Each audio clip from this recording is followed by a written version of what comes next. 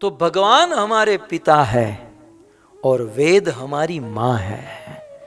यदि भगवान के बारे में जानना चाहते हैं तो वेद हमारी मां, वेद से हम जान सकते हैं।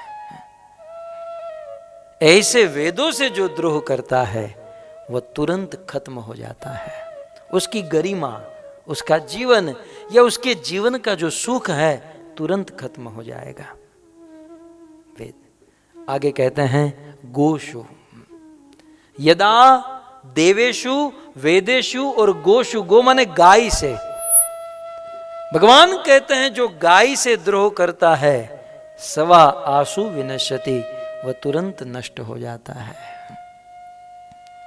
इसलिए जीवन में कभी भी गाय से द्रोह न करे, उल्टे गाय से प्रेम करे। क्योंकि गाय से प्रेम करना, गाय की, गौ माता की सेवा करना, ये 10वीं भक्ति है।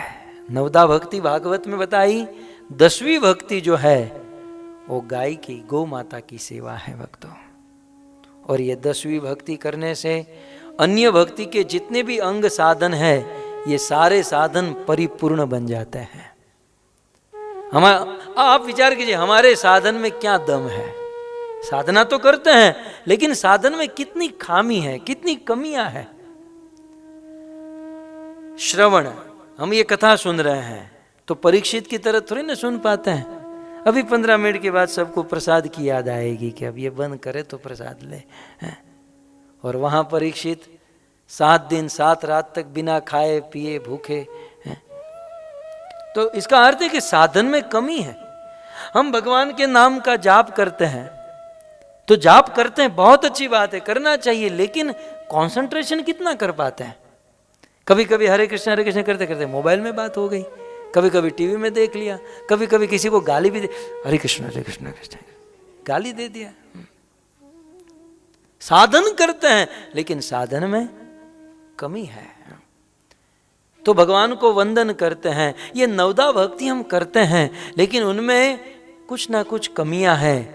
लेकिन ये सारी कमी दूर हो जाएगी यदि हम गौ माता की सेवा करेंगे, गाय की सेवा करेंगे। नहीं तो ये साधन भी करते करते हजारों जन्म बीत जाएंगे।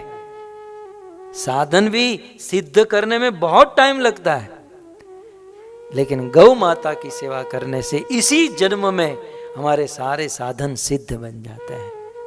क्योंकि गाय जो है ना भगवान की प्रिया है। भगवान को गौ माता से अत्यंत प्रेम है। गाय की सेवा करने से भगवान प्रसन्न होते हैं। गाय में 33 करोड़ देवी देवताओं का वास है। सो भगवान कहते हैं कि ऐसी गौ माता से जो द्रोह करता है वो तुरंत नष्ट हो जाता है। आगे कहते हैं विप्रेशु, ब्राह्मणों से जो द्रोह करता है उसका तुरंत नाश हो जाता है। फिर आगे कहते हैं साधुषु, कितने हुए आप गिन रहे हैं? देवता, वेद, गाय, ब्राह्मण और साधु, 5 हुए ना। साधु से जो द्रोह करता है, जीवन में किसी से भी किसी का भी अपराध करे लेकिन किसी संत का, किसी साधु का अपराध न करे। गलती से भी कोई संत का अपराध हो गया तो हरो रुष्टे गुरु स्यात्रा, भगवान यदि रूठ गए ना तो साधु उसको कैसे भी करके मना लेगा। लेकिन हरो रुष्टे गुरु स्यात्रा, लेकिन गुरु रुष्टे न कश्चन, लेकिन साधु यदि रूठ गया समाप्त। विचार कीजिए, हस्तिनापुर के ऊपर आंच न आती भक्तों, दुर्योधन का कोई बाल भी बांका न कर पाता, चाहे कृष्ण भी क्यों न खड़े हो पांडवों के साथ। दुर्योधन बिल्कुल सेफ था, दुर्योधन को कोई कुछ नहीं कर पाता। दुर्योधन की मरने की तारीख तो उस दिन पक्की हुई जिस दिन दुर्योधन ने विदुर जी का अपमान किया। और भागवतकार ने लिख दिया कि विदुर जी दुर्योधन को क्या छोड़े, हस्तिनापुर को क्या छोड़े, हस्तिनापुर के भाग्य को लेकर निकल गए। भाग्य विहीन हो गई हस्तिनापुर जिस दिन हस्तिनापुर ने महात्मा विदुर का अपमान किया। महात्मा विदुर जैसे संत जब तक दुर्योधन के पक्ष धृतराष्ट्र के साथ तब तक पांडव कुछ नहीं कर पाते, कृष्ण कुछ नहीं कर पाते। लेकिन उस सभा में एक संत का अपराध हुआ है, दुर्योधन धृतराष्ट्र ने मिलकर जो किया, भाग्य विहीन हो गए। यही बात रामायण में भी है। रावण को कोई नहीं मार, भगवान राम भी नहीं मार सकते थे, भगवान को भी नहीं पता था कि रावण को कैसे मारो। लेकिन जिस दिन वह साधु व संत विभीषण का अपराध किया रावण ने, उस दिन रावण की उल्टी गिनती शुरू हो गई।